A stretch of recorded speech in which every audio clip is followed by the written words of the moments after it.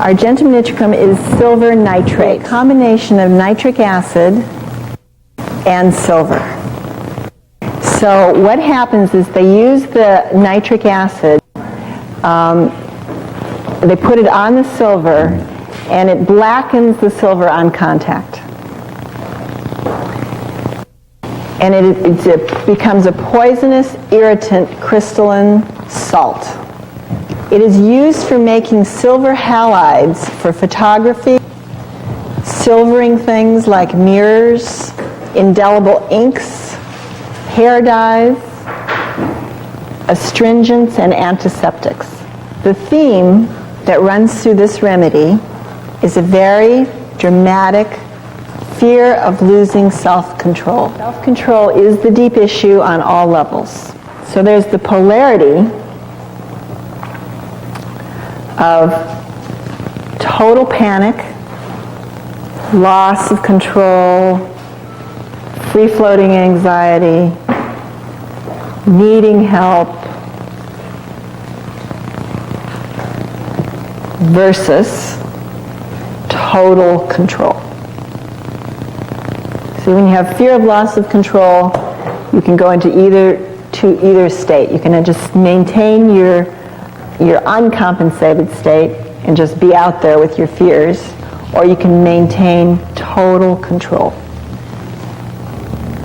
So either one of these pictures can be Argentum nitricum. The situations that tend to bring out the state are performance,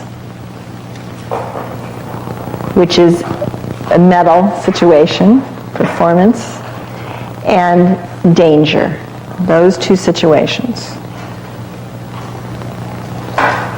In fact, for an Argentum nitricum, performance is danger. The themes are impulses. And what are impulses but issues of control? Hurry, hypochondriasis, claustrophobia, anticipation, and danger. Those are the main themes. So our average Argentum nitricum patient cannot bear uncertainty. They want to know what's happening. They can't, suspense is unbearable, any kind of suspense. All their fears come forth when there's these feelings. Once the psychological state is understood for this remedy, then the physical pathology is pretty obvious, a natural result. For example, we don't see so much heart disease, boils, or even nice, quiet, painful sciatica. We see neurological problems. We see loss of control, ataxia, vertigo.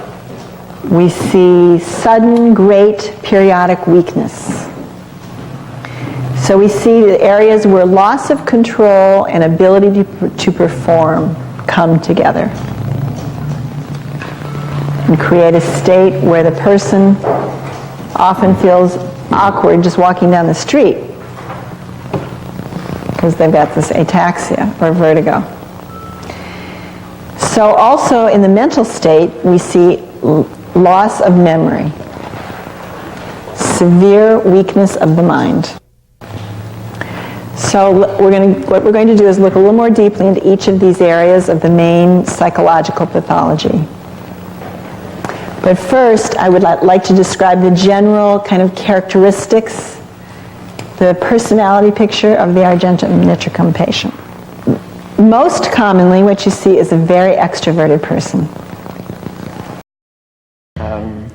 So we're going to do cannabis. And of course, cannabis, it's a prevalent substance. Although I feel now it's a little out of tune with the zeitgeist of the time, right?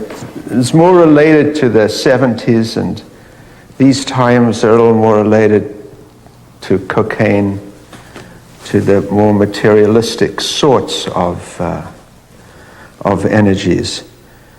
And it's important with this remedy to reflect on the broad classification that it's a plant, and therefore it carries with it the sensitivity of this group, and it's a drug. So it carries with it the characteristics of drugs. And maybe I'll just spend a moment. So from the drug element comes the relationship to another world. This is essentially what drugs do. They change the functioning of the mind. They impact the perceptual orientation, how information is received and how it is interpreted. And this change in sort of perceptual ability, we can say it's like Huxley's book. Who's read it? You know, Doors of Perception, right? Old book, but that's the idea, is that something is opened and one enters in to a different world. And so we need to understand then from the substance, what is the experience of being in this different world?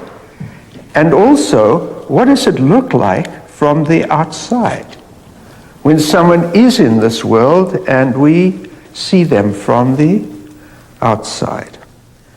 So the first thing, the world of cannabis, is very, very different from the world of our everyday lives. The limitations imposed by matter, by our bodies, by time and by space are transcended. The world of cannabis in one way is the world of God, of ecstasy.